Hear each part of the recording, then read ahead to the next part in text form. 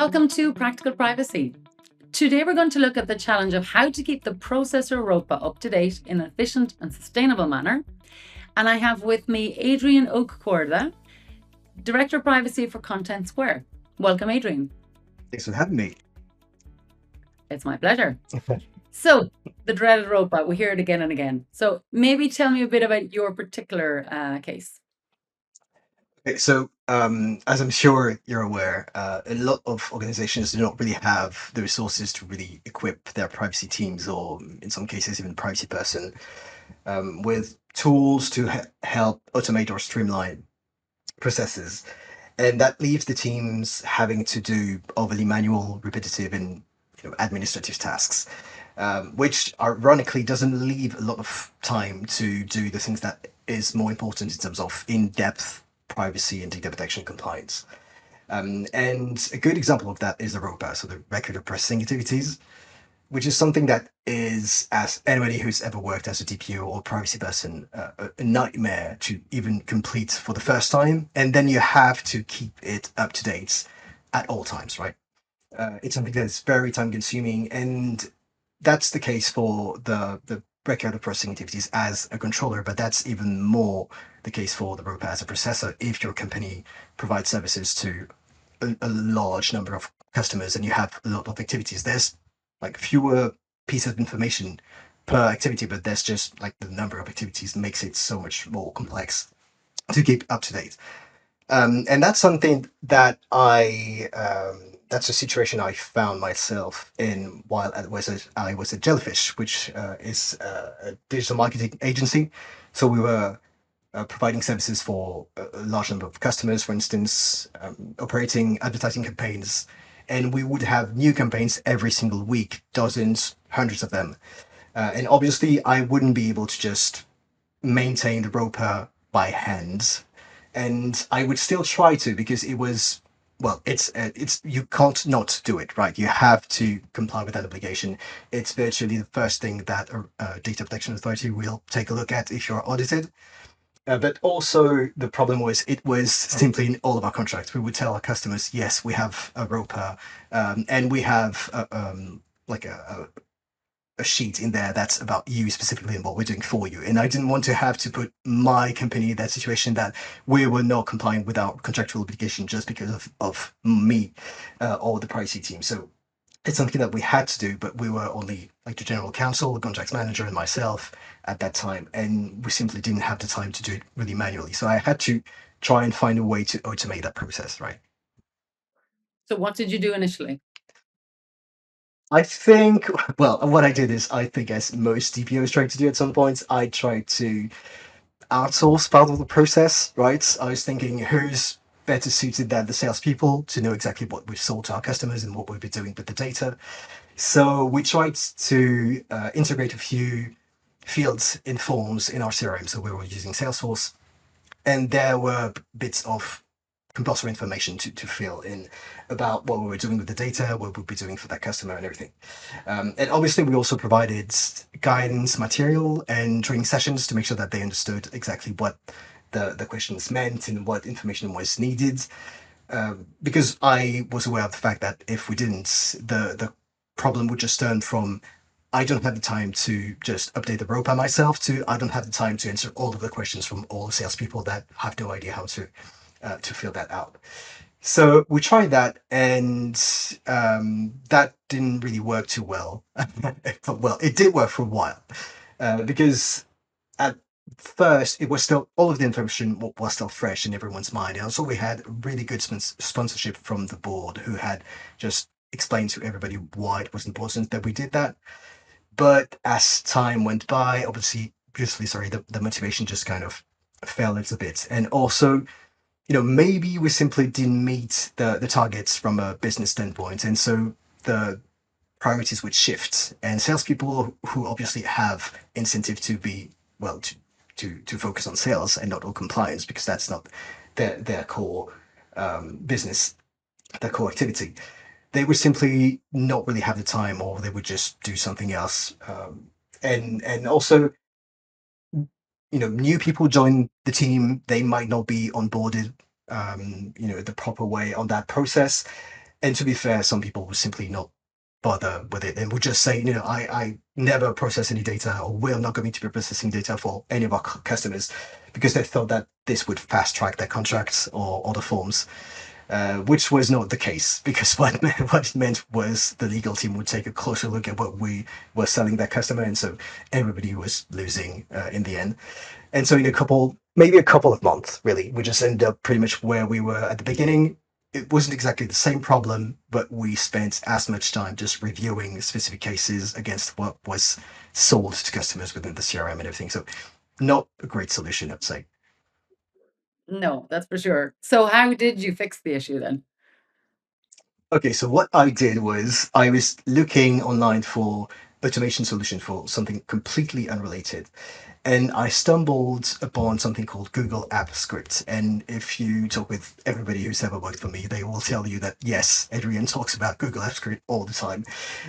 It's something that I really like, and that is exactly the context in which I stumbled upon that. So it's a solution. So it's a SaaS, right? A platform that you can use to write scripts and create apps using JavaScript, and which integrates with the Google Workspace suite, so Google Mail, Calendar, Google Sheets, and everything. And there's something that's quite similar on the Microsoft Office environment that's called, I think, Power Automate. It was called Flow before, but I think the name has changed in the past years. And so what is great with this is you can make all of the Google environments, just all the product, talk with each other. And when I was looking at the capabilities of that tool, and I just realized that I had everything I needed to do to fully automate the RoPA for processor RoPA myself, because as a DPO, I had a thorough documentation on each of the products that we were selling and what each product meant in terms of data processing. And for instance, technical organizational measures in terms of security, any transfers of data, or the sub-processors that we would be using. So everything that existed that lived within the database that I had created. I also had access to our CRM, which let me know exactly what was sold to all of our customers. And at that point, since we didn't really have any specific tool for privacy processes, our RoPA was a Google Sheets anyway. So that made me think, you know what, maybe I can do something myself. And what it did was I created a report within Salesforce, which would just give me all of the opportunities that were won during the last week. So all of the other forms that were either already signed or that were going to be signed in the coming days or weeks. And what was really great at Jellyfish, I don't know if that's still the case now, but it was at that point in time, and that was really great. We had all of the products specified within all of the opportunities. So I knew exactly what we were selling to the customers, and all I had to do was create a script using Google App Scripts that would take information from that report and compare the products that were sold to my database.